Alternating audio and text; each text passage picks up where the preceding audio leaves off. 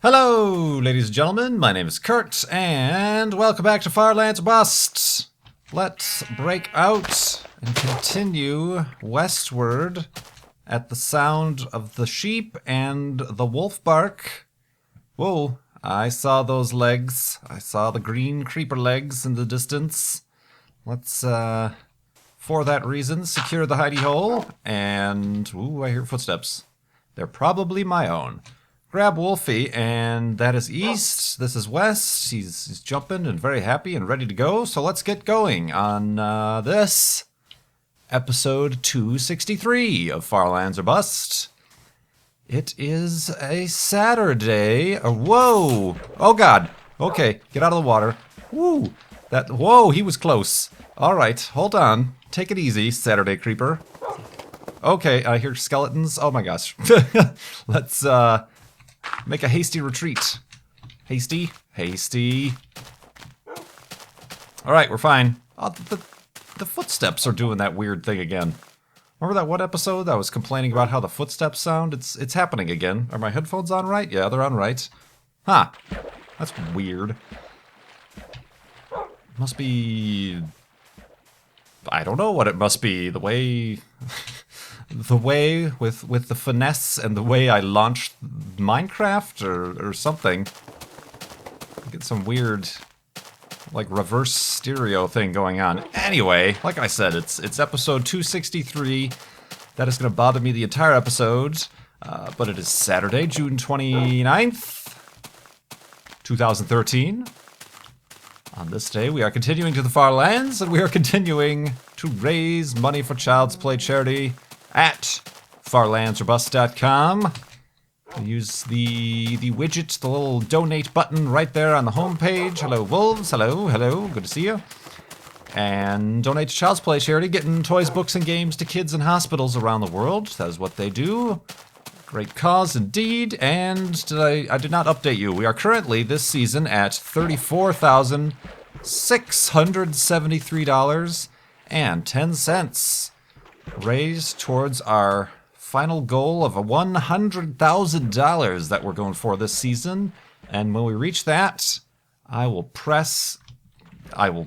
run into Wolfie on the beach. No, I will press F3, which gives you the coordinates. I do not press F3 before then, either on camera or away from the camera. Honestly, I start recording, I load the world, and then I stop recording and leave the world. So what you see here is pretty much the only times I'm ever in this world in Minecraft, so it's all transparent, see? Transparency? Nah. So yeah, that's the way this series works. We're running into some of these glitches. The shakiness is from being so far out from spawn. Far out, man! I'm going to start to assume that maybe the footsteps issue is that as well, or it could just be surfing, or it could just be, you know, something weird with my sound card. I start recording while it's in a bad mood or something like that. Who knows? My computer is very emotionally distressed. But anyway, yeah, continuing on. With those donations, you can give questions, and in the last episode I talked about how they released the dates and city of Minecon 2013. Last year we went when it was in Paris, Disneyland Paris. My first gaming, quasi-gaming, I don't know, Minecon is not exactly the same as other gaming conventions, but I'll call it my first convention experience.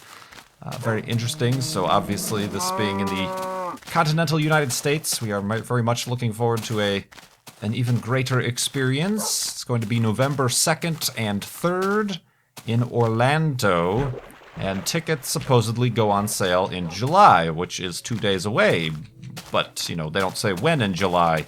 And granted that we were supposed to hear about the dates and place back in May, I don't know that we can put too much emphasis on Mojang's timeliness and keeping with our own schedules for release, you know, updates on Minecon and whatnot. But I got a question from Steinus, who donated and asked a question. He says, Minecon is in Florida, Orlando.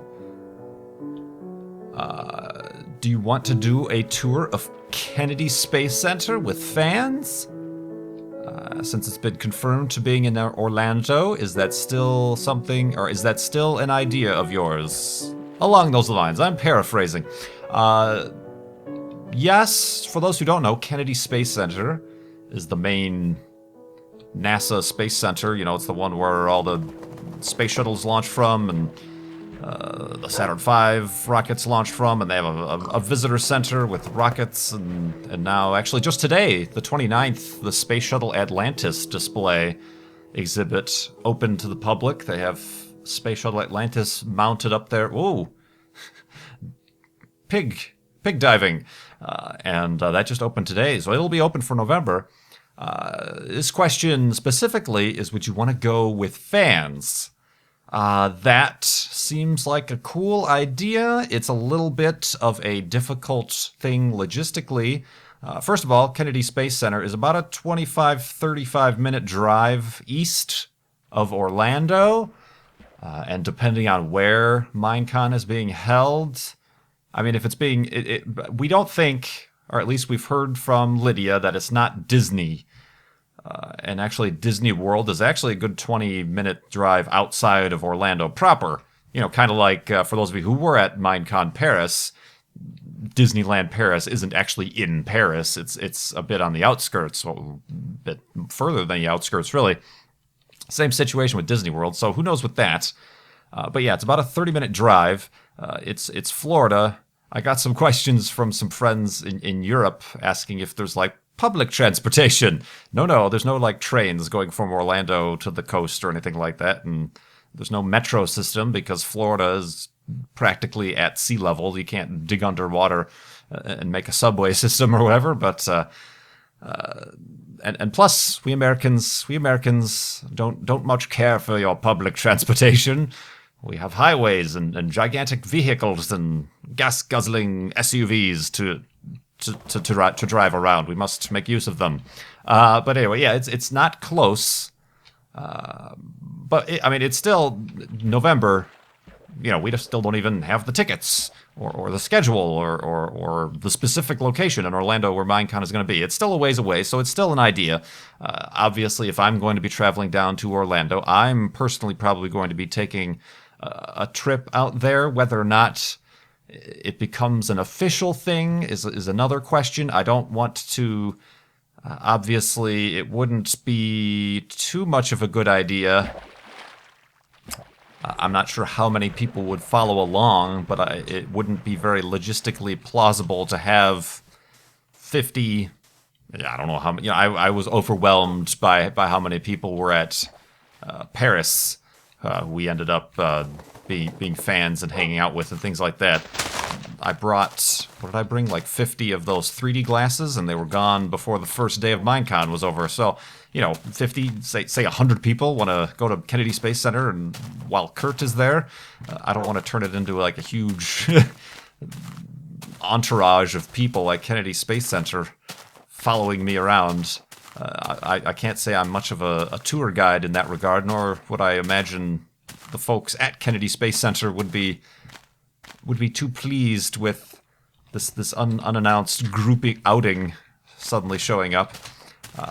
So not to dash everybody's hopes right away, it might turn out to a thing where like, oh, I'm going to be at Kennedy Space Center this day with friends or something like that, and if you're also there, say hi, but you know, it's not any organized meetup at Kennedy Space Center with KurtJMac. It's just a casual thing, but who knows? Also, I'm not sure, you know, who knows, maybe, I don't know what everybody else's plan is, if we'll just go for the 2-day, the weekend thing, or maybe make a little bit more of a trip out of it. That's something I'll have to decide and budget for. Obviously, the longer you stay, you gotta find a hotel, and et cetera, and if I am going to stay there long, I would have to rent a car, and blah, blah, blah, blah, blah, so we'll see. It's so far away still. So far away that it's nay impossible to start making plans. So who knows? But yes, that Kennedy Space Center is down there, and that was one of the reasons I originally mused that it would be kind of a cool area to have Minecon, and I'm pretty pleased. The weather certainly should be better than Paris, you know.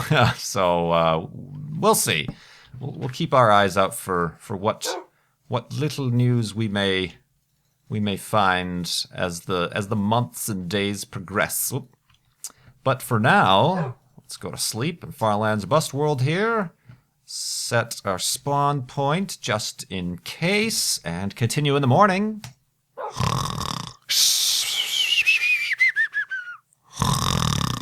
And awakeness. Boop. And glitchy footprint noises. I wonder what happens. Will it fix it? No, doesn't fix it if I do that. Anyway, another question regarding Minecon 2013 in Orlando. From an anonymous donation I got. Since it's being held in Orlando, this person says probably Disney World. I say most definitely not. That is the news we've heard.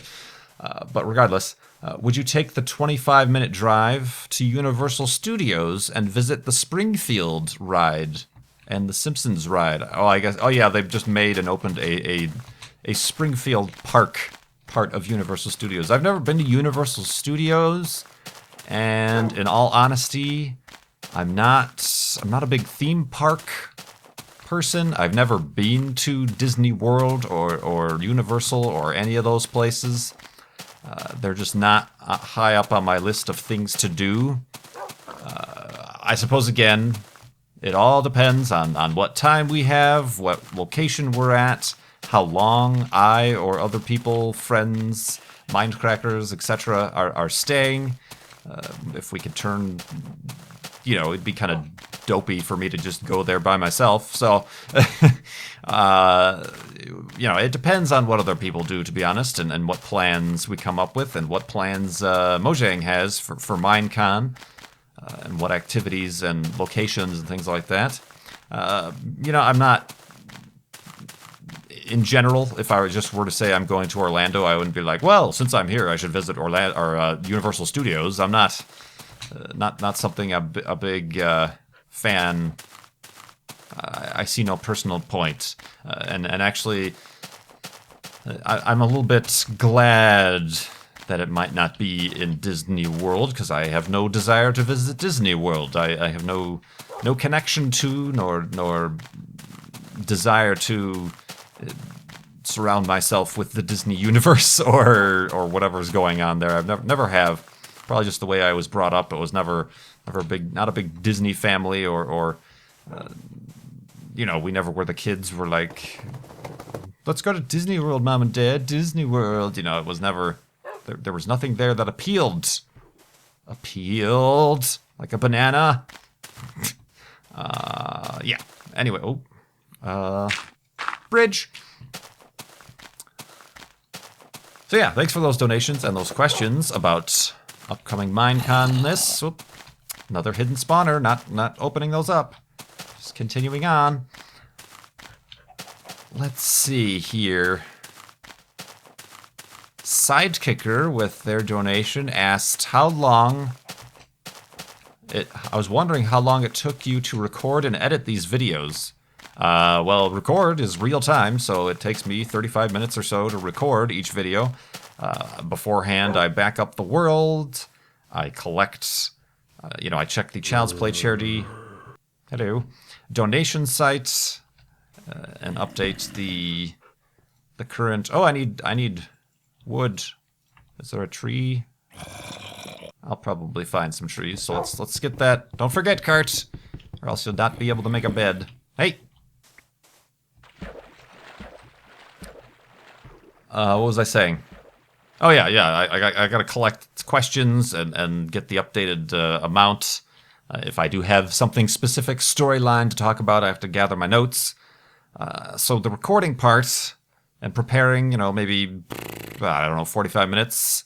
Then I edit the audio and put that together. It takes a few minutes. Editing these takes a little bit longer because I actually have to watch while I edit. Other series, I can just note the beginning and the end point, and if everything looks on the up and up, I'll I don't have to watch the entire episode to just say, okay, render it. I've tacked on the intro and the ending, or the end slate, so just render it.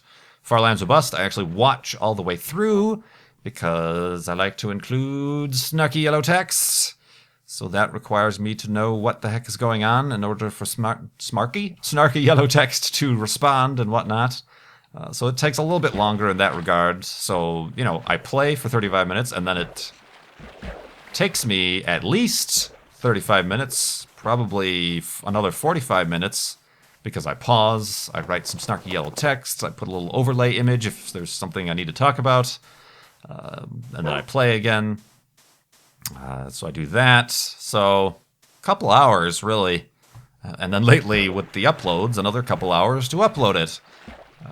After, it takes... My computer, not the fastest thing in the world, but I do have a little bit slightly better than one-to-one rendering in Sony Vegas. So it takes me, say this episode is 35 minutes, it'll take 30 minutes to render out of Sony Vegas at full speed. So... That's much better. With my old computer, it was like 3 hours to render a 45-minute or a 35-minute video.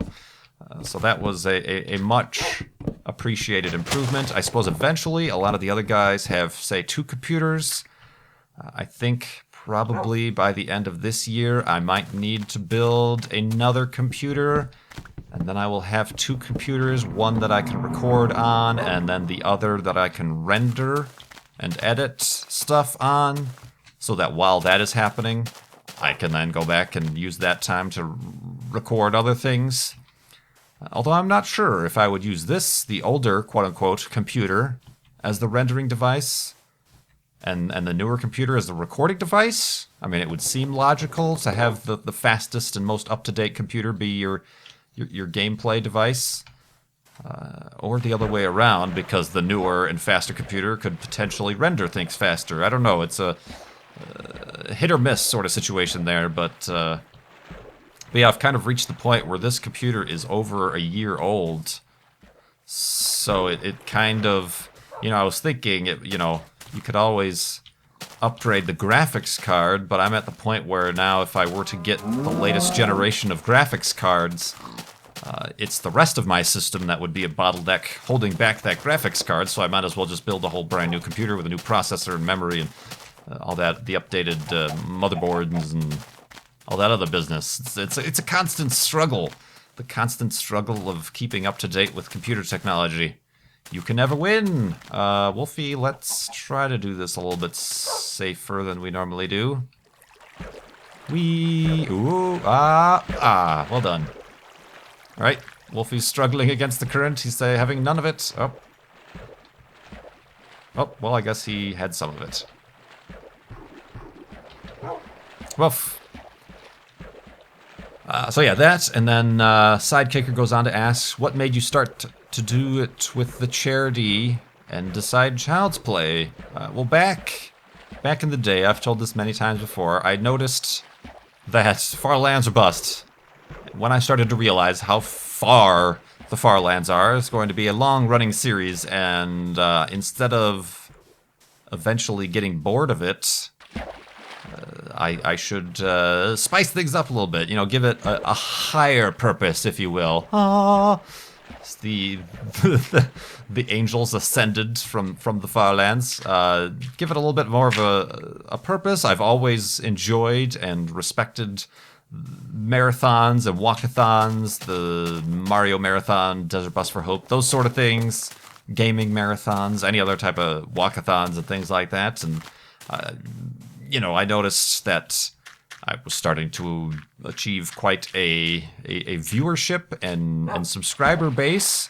And I figured I could use my voice, I suppose what you could call my audience for good and awareness and help some people out, help a charity out. I chose Child's Play in particular because, aside from being a good gamer-centric, community-driven charity, it was in fact Penny Arcade, the founders of Child's Play charity, is how I first heard of Minecraft the game on their webcomic they mentioned it, and then I started being curious about it and looked it up, and then I found on YouTube, you know, X's Adventures in Minecraft and those sorts of things, and the rest was history. So I suppose it's a little bit keeping the connection between the original inspiration and the way I originally found Minecraft the game, and it's turned out great. I got confused there. I didn't know what I thought this might have been the sun setting would be the final hidey hole, but no, there's still one more. Still one more. Woof, Wolfie knows. It's like, Kurt, get a watch. Get a watch job. Oh, I'm actually not wearing my watch. I feel nude. No. My wrists, they are exposed. Oh, what is this? Oh, okay, that was just a lighting error. I thought there was a chasm. Boop, boop, boop. Yeah, it's like... Even though I'm looking down at the block, I'm hearing it only out of my left ear. But my right ear is working. My right ear is working. I'm actually checking my ear and not necessarily the headphones. Let's do that. Let's put down the torch. The torch! Get in the car, put down the torch. Because you're from Boston. Alright, let's go to sleep.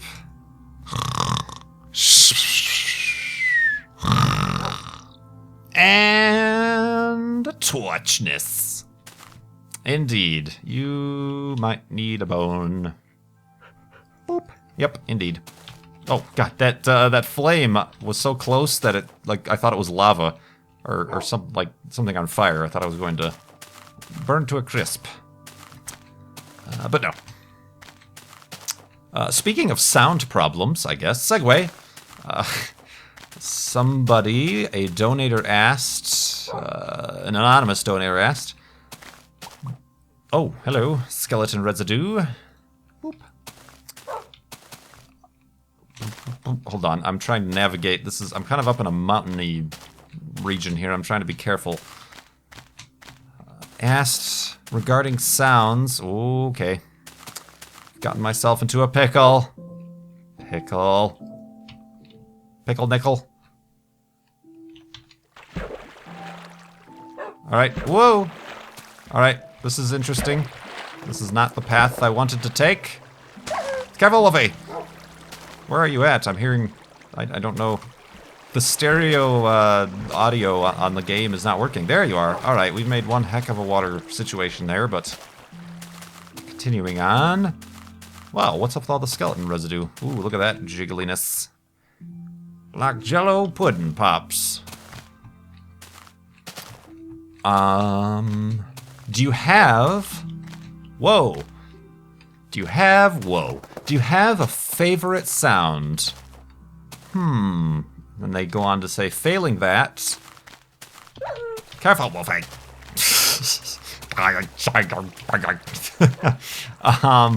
Do you have a favorite... Look at all this water everywhere.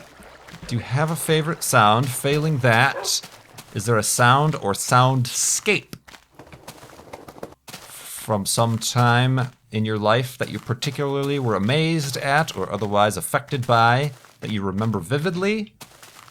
If so, try to describe it, etc., etc.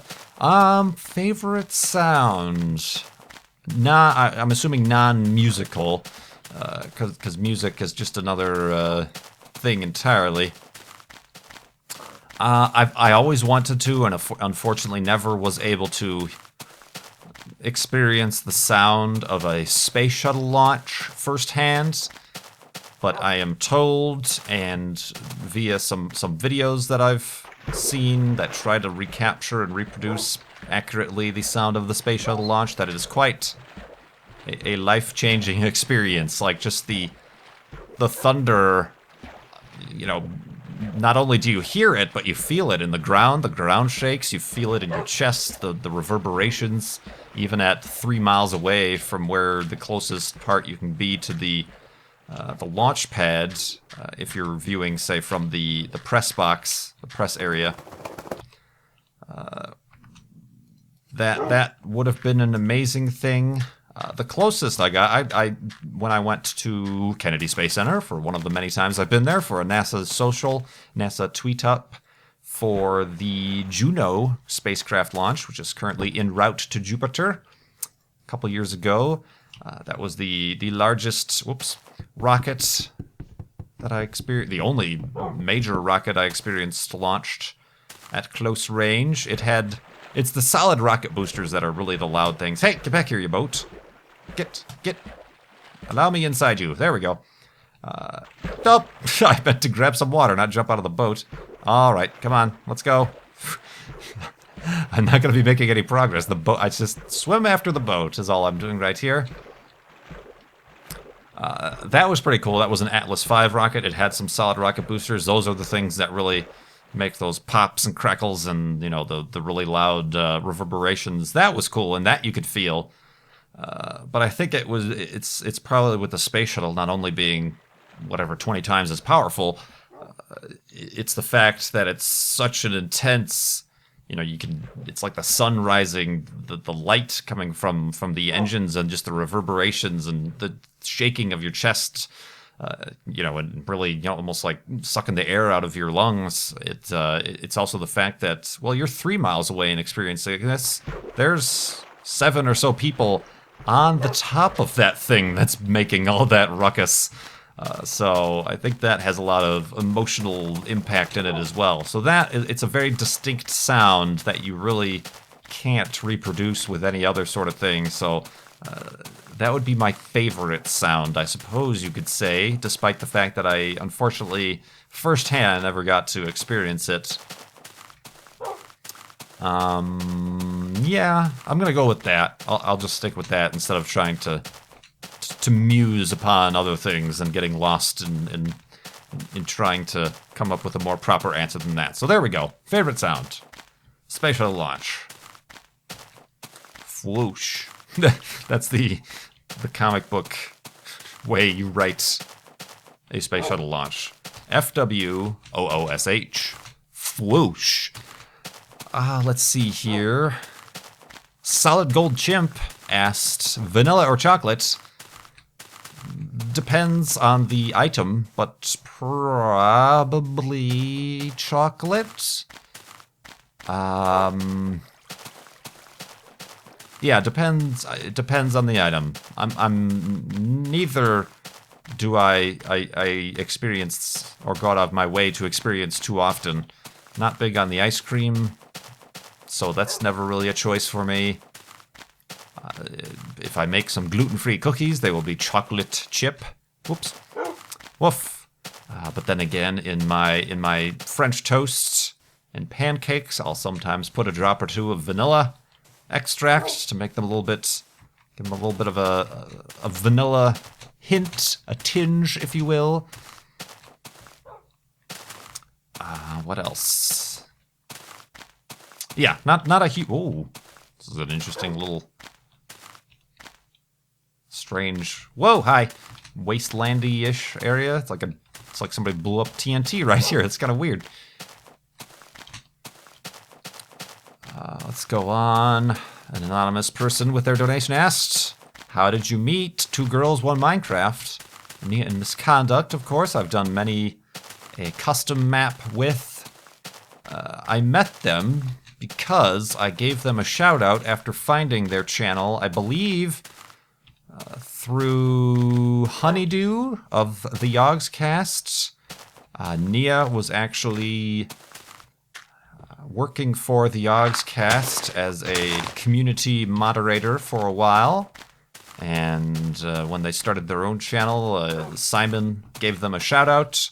I checked them out and thought they were a very funny duo, so I gave them a shout out early on in Far Lands of Bust history, and then a bunch of people went over there and found, Kurt sent me and blah blah blah. I didn't have over 5,000 or 10,000 subscribers at the time, I don't think. So it was very early on, so I it wasn't necessarily a huge YouTube channel shouting them out or anything like that, but they got some people headed their way, and then they came back to me and said thanks, and then we decided to do some co-op videos together, and so on and so forth. The rest is history. Woof indeed.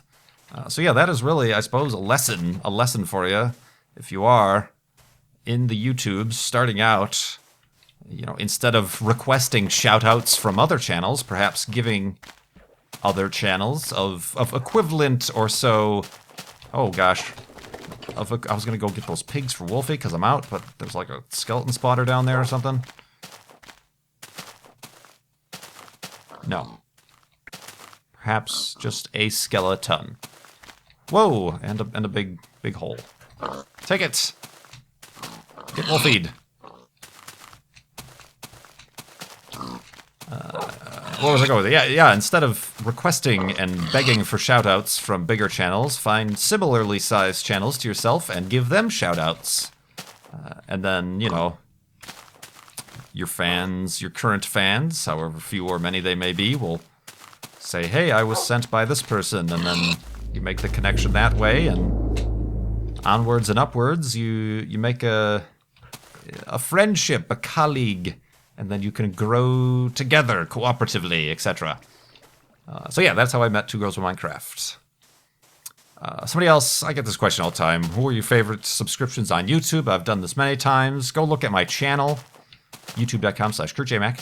And, you know, the awesome channels or the little links on the side are a good indication of some of my favorite channels. A lot of those are obviously... I assume people coming to my channel are interested in gaming channels, so those are mainly only gaming channels. Obviously, Slow-Mo Guys is on there, not a gaming channel, but they, again, that's somebody who gave a shout out to me, and then I responded back to Gavin, and I'm like, awesome that you like my channel, thanks a lot, and then back and forth, and now there was a Tower of Pimps on the Mindcrack server. Connections be made.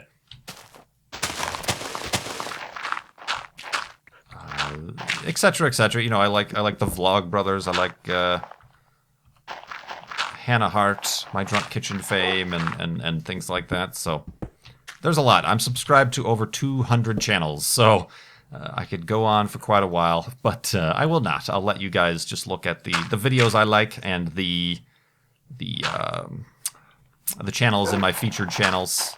You know what, let's... Oh, it's raining! That's another question I get a lot of. Well, how come it never rains in Kurt's world? It's because I sleep every night, and when you sleep, it resets the weather, the random weather countdown. Cool. But occasionally, I'm up for just enough, and whatever the random number... Oh, I don't have enough wool! Kurt, you noob, you got your wooden planks, but you didn't get wool. Alright, well, I have enough for this bed. But not for any further beds, so I'll have to remember that in the next episode. These Saturday episodes throw me off. I gotta make a shovel, probably a pickaxe, too. So I make the pickaxe first. Good job, Kurt. Yeah, just for reference, I don't know if you can tell, but... this pickaxe has the same durability as my diamond sword of spawn pointiness. It's about 20%. It's hard to tell on YouTube, but that's how much durability the diamond sword of spawn pointiness has, for those worried about its longevity. Alright, so let's continue fleshing out this full-sized hidey hole. And let me remind you guys again, whoops, that you can go to farlandsbus.com to contribute to Child's Play charity. Ask me your questions in the comments with your donation, and I'll try to get to them. Like I got through quite a few in today's episode. I do appreciate it, and I do appreciate you liking and subscribing and giving your shout-outs to Farlands or Bust. And a lot of people send me messages. They seem worried, distressed at the fact that they cannot donate. Either they're too young, or they don't have a credit card or PayPal account or whatever. They are distressed that they cannot do such a thing, and I say, do not worry, simply spread the word, and then the more people that know, the more people that are become aware of the good work that Child's Play charity does, and then we can gain more Farlanders to our cause. Indeed, Wolfie? The chicken agrees, the chicken. So yeah, thanks again for watching. My name is Kurt. I will see you next time.